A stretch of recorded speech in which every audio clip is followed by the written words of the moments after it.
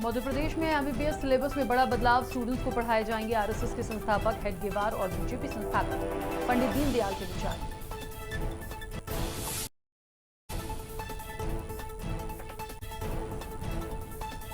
MBBS syllabus में हेडगेवार की दर बढ़ाने पर कमलनाथ ने शिवराज सरकार को घेरा। कमलनाथ बोले, छात्रों पर अपना खास एजेंडा पेश कीजिए।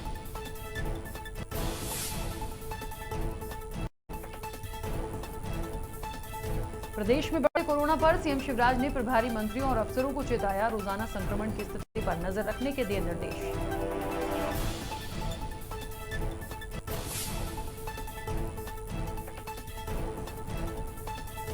एमपी के कई जिलों में झमाझम बारिश। 5 संभागों में येलो अलर्ट जारी। 3 दिनों तक होगी तेज बारिश।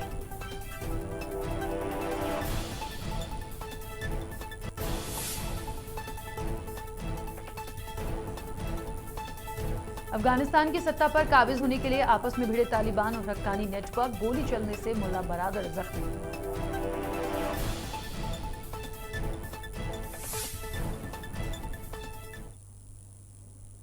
नमस्कार, खबर भारत देख रहे हैं आप। मैं हूं आपके साथ राखी। खबरों की शुरुआत करेंगे। एमपी में डॉक्टरी की पढ़ाई का अब भगवाकरण होगा। एमबीबीएस के सिलेबस में आरएसएस के संस्थापक हेडगेवार और बीजेपी के दीनदयाल उपाध्याय के विचार शामिल किए जाएंगे। इसे लेकर विवाद शुरू हो गया है। वहीं विवादों पर एमपी के चिकित्सा शिक्षा मंत्री विश्वास सारंग ने कहा कि ये नैतिक मूल्य सिखाने की एक पहल है। दरअसल विचारधारा की डोज देने की कवायद इसी सत्र से शुरू हो सकती है।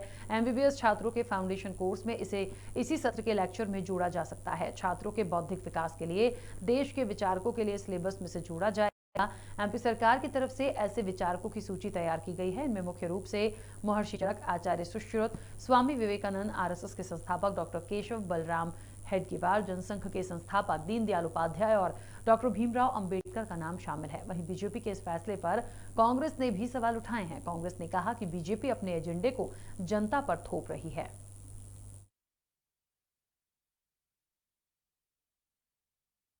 क्या डॉक्टर को ये जानकारी नहीं होनी चाहिए कि देश के लिए किसने क्या किया? डॉक्टर के लिए भी जरूरत है। टेक्निकली साउंड होना ये उनका अपना काम है।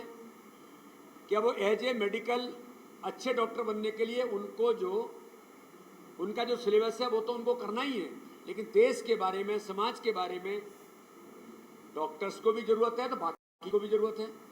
इसलिए मेरा ऐसा मानना है, डॉक्टर हेडगेवार ने इस देश के अंदर, इस समाज के लिए जो किया है, भारत को एक सूत्र में बांधने के लिए, मैं बहुत गर्व से कहता हूं कि डॉक्टर हेडगेवार जी ने इस भारत को एक सूत्र में बांधने के लिए राष्ट्रीय स्वयंसेवक संघ की स्थापना और एक बड़ा विचार केवल देश को नहीं दुनिया को दिया है। तो क्यों नहीं उनके बारे में जानकारी होनी चाहिए? निश्चित किया है कि डॉक्टर हेडगेवार जो स्वयं चिकित्सक थे, जिन्होंने इस देश की आजादी में बढ़ चढ़कर हिस्सा लिया, जिन्होंने इस देश में लाखों करोड़ों देशभक्तों का निर्माण किया, उनको हम पढ़ाएंगे। पंडित दीनदयाल उपाध्याय, जिनका विचार एकात्म दर्शन आज पूरी दुनिया ने माना है, उनके अंत्योदय की सिद्धांत पर दुनिया आज निश्चित रूप से चलने को तैयार है। भीमराव अंबेडकर जी, जिन्होंने इस देश के संविधान का निर्माण किया। विवेकानंद, जिन्होंने 7 समुंदर पार जाकर हिंदुस्तान की संस्कृति का परचम लहराया। अरविंद चरक, जिन्होंने स्वयं भारतीय चिकित्सा पद्धति की शुरुआत की। ऐसे महापुरुषों को हम पढ़ाएंगे और ये सुनिश्चित करेंगे कि हमारे आगे आने वाला डॉक्टर पूरी तरह मूल्य आधारित व्यक्तित्व और कृतित्व का धनी हो। और इसलिए हमने ये निर्णय लिया है कि हम इस साल से हमारे फर्स्ट ईयर के फाउंडेशन कोर्स में ऐसे महापुरुषों की जीवन शैली, उनके विचार को सम्मिलित करेंगे। में सरकार नहीं, सरकार चल रहा है। अब सुना है कि चिकित्सा शिक्षा के क्षेत्र में एक बहुत बड़ा क्रांतिकारी परिवर्तन सरकार करने जा रही है।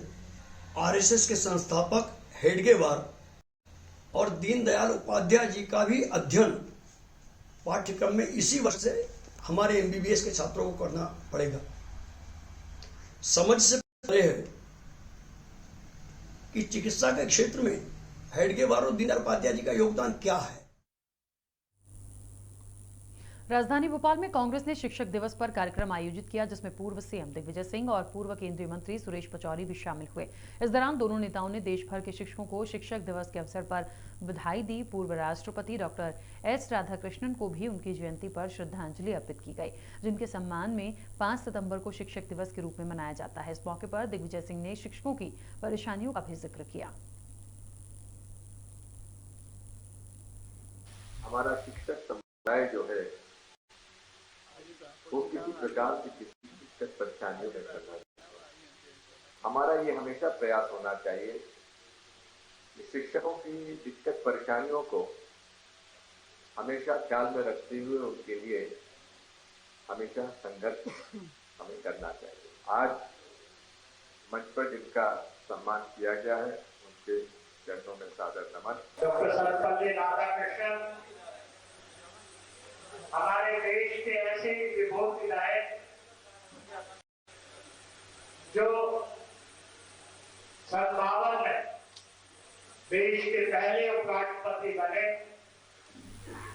और सन 62 में देश के दूसरे राष्ट्रपति बने।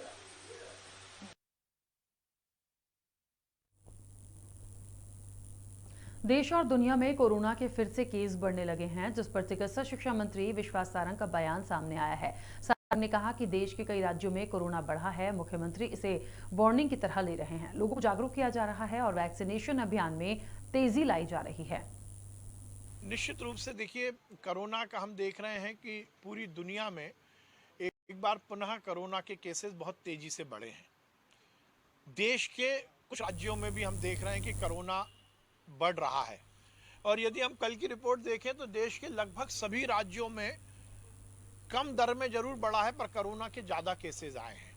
मध्य प्रदेश में भी अभी जो हम 2-3 तक ही थे, हमारे कल 11 केसेस आए हैं।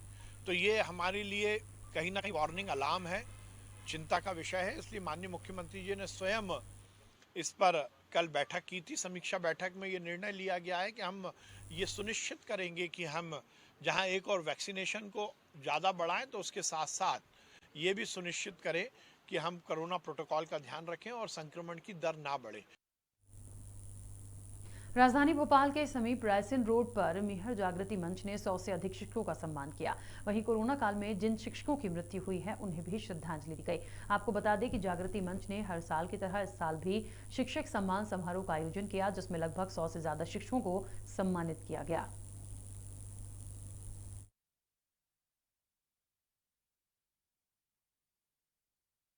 दिवस है और मेहर समाज के हमारे कम से कम पूरे मध्य प्रदेश में सैकड़ों की तादाद में शिक्षा गए। तो एक प्रेरणा मेहर जागृति मंच के माध्यम से सबको हुई और इसी कड़ी में हमने आज ऐसा दिवस था कि शिक्षकों का सम्मान किया जाए और एक मन में भावना थी बहुत दिनों से, वो आज पूरी हुई है और शिक्षकों का इसी कड़ी में हमने सम्मान किया शिक्षक के अवसर पर। जो मेहर जागृति मंच ने जो शिक्षकों का स्वागत किया है वो बहुत अच्छा स्वागत किया है। इससे शिक्षक वर्ग को आगे चलने की प्रेरणा मिलेगी और अपना जो कर्तव्य है, शिक्षक को अपना खास कर्तव्य निभाएगा और उसका जो टाइमिंग है, पढ़ाने का टाइम है, वो आधर इधर नहीं जाकर के अपने कार्य में व्यस्त रहेगा और कार्य में जब व्यस्त रहेगा तो बालकों की शिक्षा अच्छी होगी।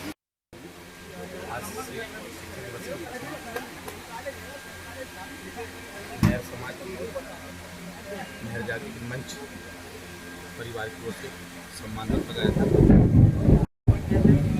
जिसमें हमने सबसे प्रथम सूची बनाई। हमारी समाज शिक्षक तकरीबन 105 शिक्षक निकल के आए। बारिश होने के कारण मात्र 70 शिक्षक हो पाए।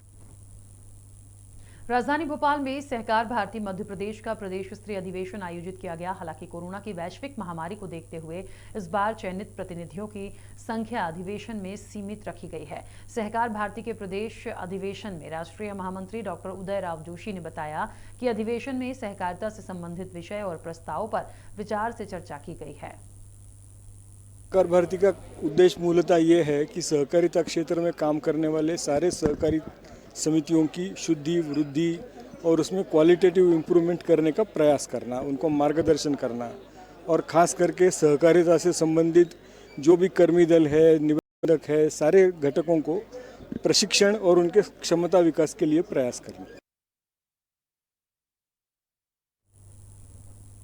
कैबिनेट मंत्री वीरेंद्र खटीक जन आशीर्वाद यात्रा में पृथ्वीपुर पहुंचे, जहां भारतीय जनता पार्टी के कार्यकर्ताओं ने मंत्री का तुलादान किया। मंत्री खटीक मोटरसाइकिल पर सवार होकर कार्यकर्ता के घर पहुंचे, जहां उनका तुलादान किया गया।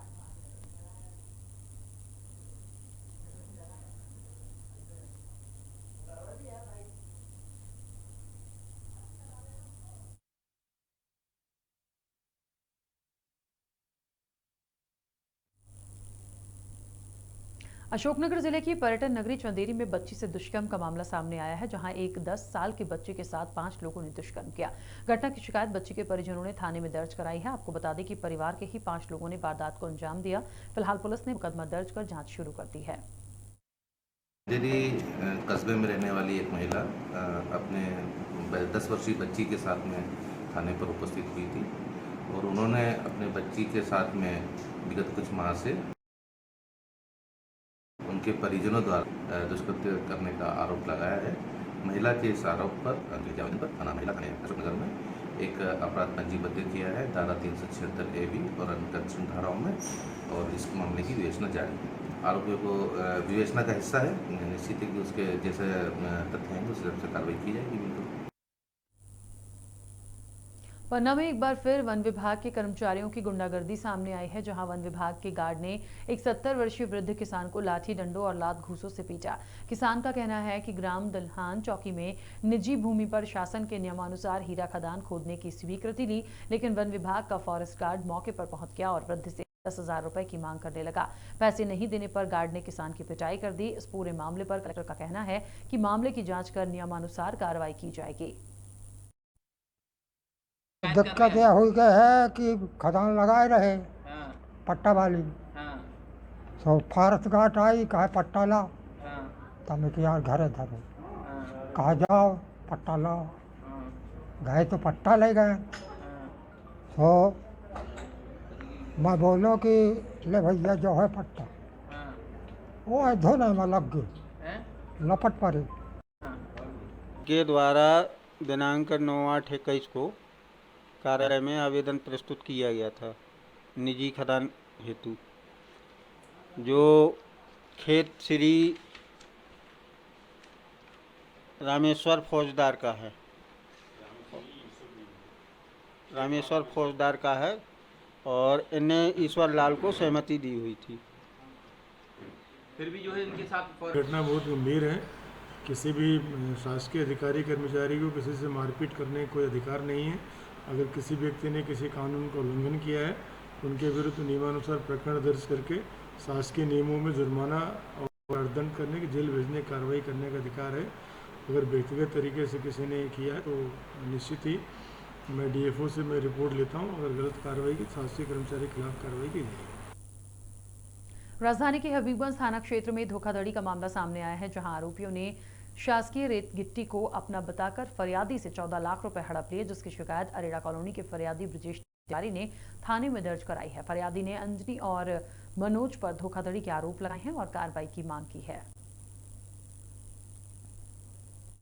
ये थाना डिवीजन क्षेत्र में एक मामला सामने आया है, जिसमें जो 2 कंपनियां थी उनके बीच में एक अनुबंध करार हुआ था, जिसमें जो रामराज हाईटेक बिल्डकॉन जो कंपनी है उसके द्वारा एक गिट्टी का सामान जो ऑलरेडी सरकारी अमले द्वारा उसको जब्त किया गया था, वो रखा हुआ था, और उसने उसके दूसरी कंपनी के साथ में इस तरह की फर्जी डील करी कि आप ये सामान हमारा खरीद लें क्योंकि हमारे उपयोग में नहीं। इस प्रकार से करीब 14 लाख रुपए की उसने धोखाधड़ी की। इसमें आरोपी पक्ष है, उसमें हम लोगों के खिलाफ में नामजद FIR करी है, जल्दी में गिरफ्तार।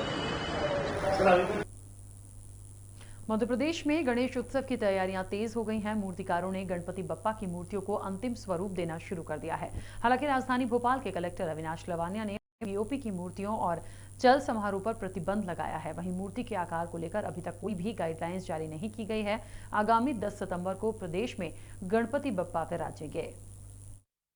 पिछले कोरोना काल के कारण गणेशोत्सव की धूम कम थी और प्रतीकात्मक हम लोगों ने जहाँ झांकियाँ बैठती थी संस्कृति बचाओ मंच के कार्यकर्ताओं ने, क्योंकि शासन की गाइडलाइन का अक्षरशः पालन करने वाला हिंदू समाज है और उसने किया भी था।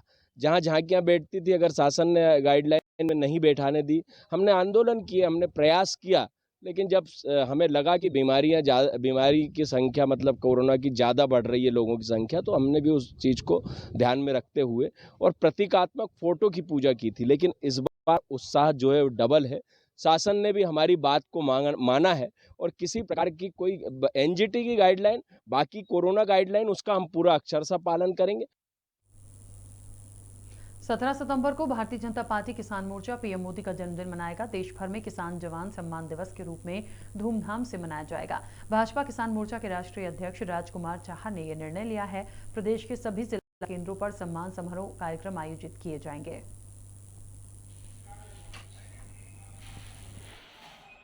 भारतीय जनता पार्टी किसान मोर्चा मोदी जी के जन्मदिन 17 सितंबर को